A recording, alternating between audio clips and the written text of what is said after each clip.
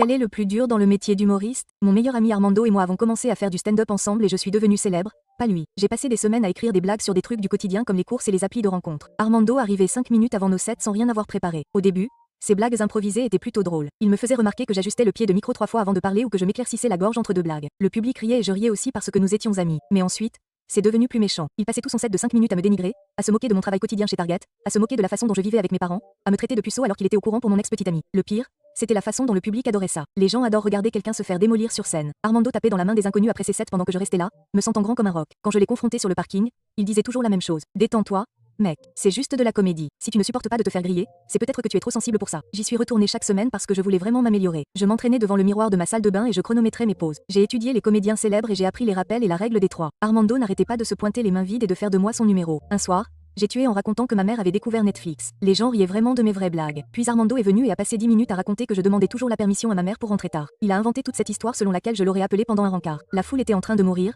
mais j'avais envie de vomir. Un blogueur humoriste était là ce soir-là et a écrit une critique qualifiant Armando de sauvage et d'intrépide tout en me décrivant comme la malheureuse première partie d'Armando. Les choses ont dégénéré lorsque nous avons été engagés pour un plus grand spectacle dans un vrai club de comédie du centre-ville. J'ai travaillé sur mon décor pendant 3 semaines d'affilée. J'ai eu des transitions et des rappels et j'ai même acheté un nouveau t-shirt. Armando m'a envoyé un texto la veille pour me demander de quoi j'avais l'intention de parler. Je lui ai dit que je travaillais juste sur du nouveau matériel sur les livreurs de nourriture. Ce soir-là, je suis passé en premier et j'ai eu droit à des rires décents. Rien de spécial, mais les gens étaient impliqués et acquiesçaient. Puis Armando est monté sur scène et ses premiers mots ont été « Féliciter mon meilleur ami ». Tout le monde. Vous saviez qu'il avait répété cette blague sur le livreur avec sa mère 50 fois? Elle me l'a dit lors d'un dîner la semaine dernière. Le public a ri. Il a continué pendant 15 minutes d'affilée. Chaque blague portait sur moi. Comment j'écrivais mes décors sur des fiches comme pour une présentation au collège. Comment je portais la même tenue à chaque spectacle. Comment j'étais devenu nerveux et comment j'avais fait ce truc bizarre avec mes mains. Il a même fait une imitation de moi qui me donnait l'air d'un handicapé mental. Mais ensuite, quelque chose d'intéressant s'est produit. Au bout d'environ 10 minutes, les rires ont commencé à s'estomper. Les gens ont bougé sur leur siège. Quelques-uns ont regardé leur téléphone. Armando hurlait pratiquement ses punchlines dans une salle silencieuse. Il a quitté la scène, confus et en colère. Le propriétaire du club m'a pris à part après. Tes amis ont un truc et ça commence à devenir lassant. Mais tu as du potentiel. En fait, tu veux faire notre showcase du jeudi soir? J'ai dit oui immédiatement quand Armando a découvert qu'il avait perdu la tête. Tu fais des shows sans moi? Nous sommes une équipe. Non.